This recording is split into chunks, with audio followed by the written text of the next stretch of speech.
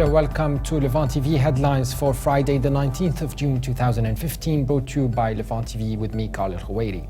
The UN official trying to broker a ceasefire in Yemen is hoping to announce progress by the end of today, but talks could continue into the weekend.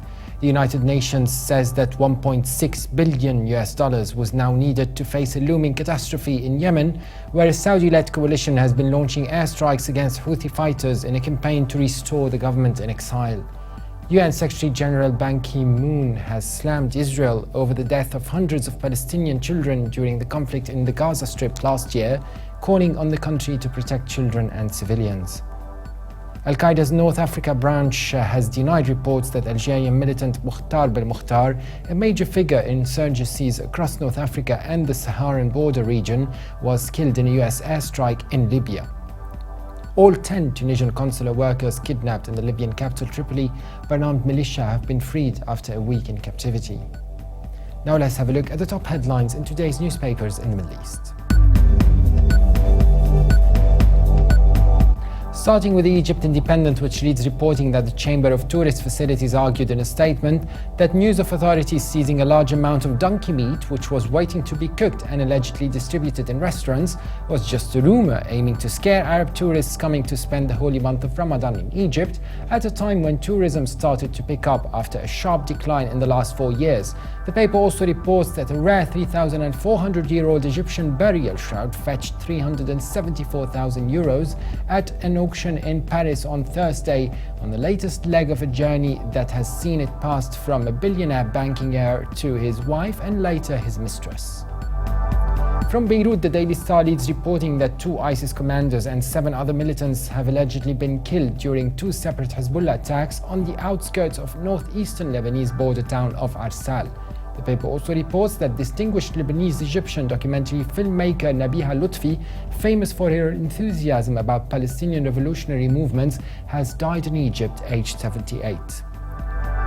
The UAE's Khaleej Times leads reporting that Bahrain said it had seized explosives and bomb-making material planned for use in Bahrain and neighboring Saudi Arabia, in what it said was an attempt to use its borders as a base for attacking targets in the region. The paper also reports that a prime suspect who was on the run in the alleged murder case, which happened 10 years ago in Dubai, has been arrested in the Indian state of Kerala. Now let's have a look at the top Middle Eastern headlines from papers here in London.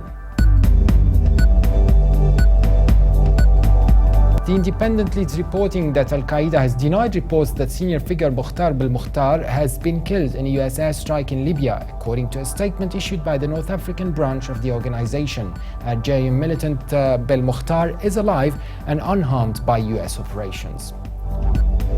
The Guardian leads reporting that the United Nations has launched a renewed appeal for funds to help civilians in Yemen as the World Health Organization confirmed an outbreak of dengue fever, a growing humanitarian crisis spirals out of control, and a massive aid pledge by Saudi Arabia fails to materialize. The Telegraph leads reporting that reports in Washington have said the United States killed Al-Qaeda's second-in-command by accident, in comparison with the years of meticulous planning and analysis of intelligence which led to the killing of Osama bin Laden in Pakistan in 2011.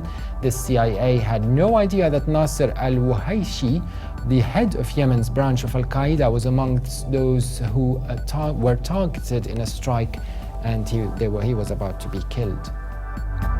And now let's have a look at the top Middle East headlines in international papers. From China, the Global Times reports that a total of 15 people have been killed and 36 others wounded in mortar attacks and an airstrike targeting a position of the Islamic State militants in the volatile province of Al-Anbar, as a military chopper pounded an ISIS position at a village near the town of Saklawiya, just north of the militant-held city of Fallujah. And the International New York Times reports that the Islamic State fighters are preventing fuel shipments from reaching rebel-held parts of northern Syria, causing severe shortages that are grounding ambulances, paralyzing medical centers, and shutting down bakeries. The fuel shortages highlight how more than 4 years of war in Syria have ravaged the economy and allowed the warring parties to use the country's scarce resources as a vice to squeeze their enemies. That was it for today. For more updates, please visit levant.tv. Thanks for watching and bye for now.